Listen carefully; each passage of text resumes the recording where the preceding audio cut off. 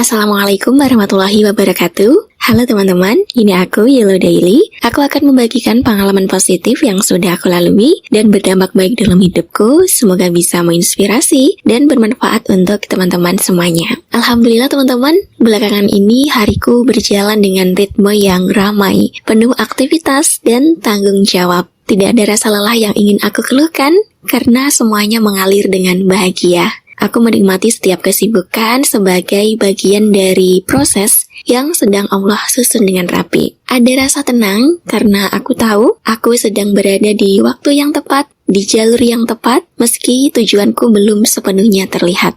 Aku pun terus melangkah, aku menunggu dengan penuh harap doa-doa yang telah lama aku ramu dengan sabar, doa-doa yang kusebut dalam diam, dalam setiap selesai salatku, yang kupanjatkan dengan keyakinan, perlahan menuju saatnya untuk terkabul satu persatu. Dan di antara usaha, syukur, dan percaya, aku belajar menikmati hidup tanpa terburu-buru, karena aku yakin Allah tidak pernah terlambat. Namun ada suatu kebalikan, yaitu ada orang yang terus berusaha untuk baik-baik saja di luar, tapi sebenarnya dia hancur di dalam. Entah itu kamu ataupun siapapun.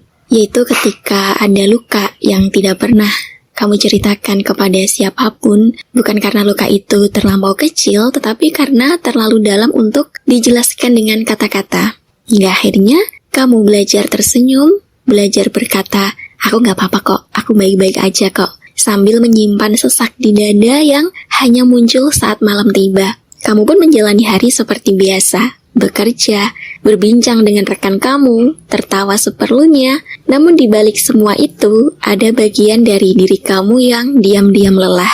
Luka itu tidak terlihat, tidak berdarah, tidak membuat orang lain panik, tapi perlahan menguras energi batin. Dan seringkali, kamu memilih diam karena merasa tidak ada yang benar-benar akan mengerti, atau karena takut kalau bercerita justru akan menambah luka yang baru.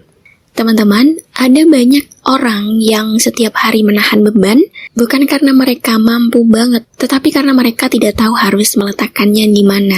Kita terbiasa menjadi pendengar, penenang, penopang bagi orang lain, sampai lupa bahwa diri sendiri juga butuh ditopang. Ada kelelahan yang tidak bisa disembuhkan dengan tidur, ada penat yang tidak hilang meski hari libur. Kita tetap berjalan karena merasa hidup harus terus berjalan dan perasaan bisa ditunda nanti. Walaupun sebenarnya perasaan itu terus mengetuk, meminta diakui. Dalam persembunyian yang panjang itu, dalam diam yang panjang itu, seringkali kita lupa bahwa Allah itu tidak pernah jauh. Bahkan saat kita tidak sanggup berdoa dengan kata-kata, Allah memahami bahasa air mata. Allah mengetahui apa yang berbisik di dalam hati, bahkan yang tidak pernah keluar dari mulut pun. Dalam Al-Quran, Allah juga udah mengingatkan bahwa Allah itu lebih dekat dari siapapun yang mencoba memahami kita. Artinya, gak ada satupun luka yang tersembunyi dari Allah. Tidak ada satupun kesedihan yang luput dari penglihatannya, meski dunia seolah gak melihat. Apalagi kalau misalnya kita dalam suatu masalah, kemudian kita menceritakan kepada orang yang salah juga, pasti bakal diberitahu bahwa kamu kurang iman. Sehingga kadang kita mengira iman itu harus selalu terlihat kuat. Seolah orang yang beriman itu tidak boleh merasakan sedih, nggak boleh merasakan rapuh. Padahal para nabi pun merasakan kesedihan yang dalam. Contohnya Nabi Yakub, beliau menangis hingga matanya memutih karena kehilangan. Rasulullah pun menitikkan air mata saat hatinya berat. Islam juga tidak pernah melarang kita merasakan lemah. Islam justru mengajarkan kejujuran pada perasaan dan kebergantungan penuh kepada Allah. Kesedihan bukan tanda kurang iman, melainkan tanda bahwa hati masih hidup dan masih mampu merasakan. Bahkan di video aku pun berkali-kali aku bilang kepada teman-teman bahwa gak apa-apa sedih, gak apa-apa saat ini kamu harus beristirahat atau kamu sedang lemah, namun jangan lupa untuk bangkit. Jangan sampai kamu kehilangan diri kamu sendiri, jangan sampai kamu kehilangan semangatmu. Jangan lupa untuk menyembuhkan hatimu. Sembuh itu bukan berarti melupakan semua yang pernah menyakitkan, dan sembuh itu bukan berarti tidak pernah menangis lagi.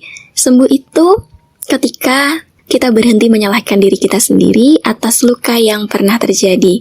Ketika kita bisa menerima bahwa ada hal-hal yang memang di luar kendali dan ada rasa sakit yang bukan kesalahan kita.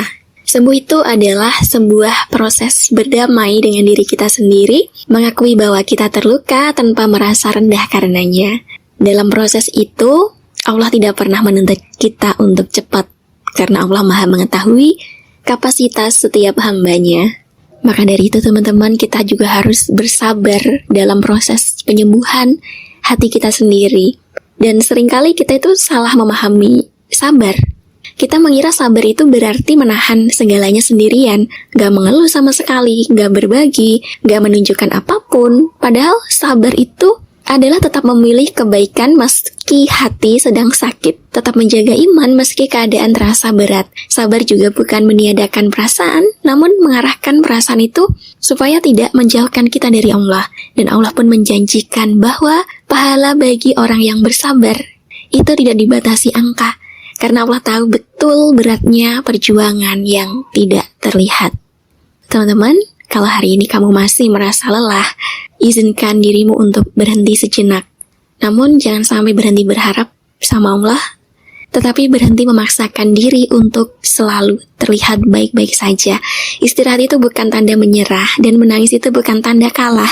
Ada ibadah dalam mengakui keterbatasan diri, karena dari situlah kita belajar bersandar sepenuhnya sama Allah. Dalam sujud yang lama, dalam doa-doa yang terputus, Allah mendengar semuanya. Bahkan sebelum kamu selesai merangkai kalimatnya, Allah itu seringkali tidak langsung mengangkat luka kita, bukan karena Allah itu nggak peduli sih, tapi karena Allah itu sedang membentuk hati. Ada pelajaran tentang ketulusan, tentang keikhlasan, tentang ketergantungan yang murni, ikhlas kepadanya. Dalam luka yang belum sembuh, Allah itu sedang mendekatkan kamu kepadanya dengan cara yang nggak bisa kamu pahami sekarang, dan suatu hari nanti kamu akan menyadari bahwa luka itu tidak menghancurkanmu, justru menguatkan hubunganmu sama Allah.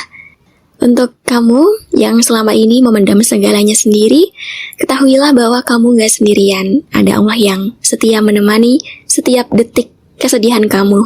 Ada doa-doa yang diam-diam dikabulkan dengan cara yang halus. Dan sekali lagi, kamu tidak harus selalu kuat, gak harus selalu mengerti semuanya sekarang. Cukup bertahan hari ini, cukup jujur pada perasaanmu, dan cukup percaya bahwa Allah tidak pernah salah dalam menulis takdir, meski jalannya terasa berat. Teman-teman, aku berharap kamu sembuh dari hal-hal yang tidak pernah kamu ceritakan, dari luka yang kamu simpan terlalu lama, dari kesedihan yang kamu anggap sepele, padahal begitu menguras hati.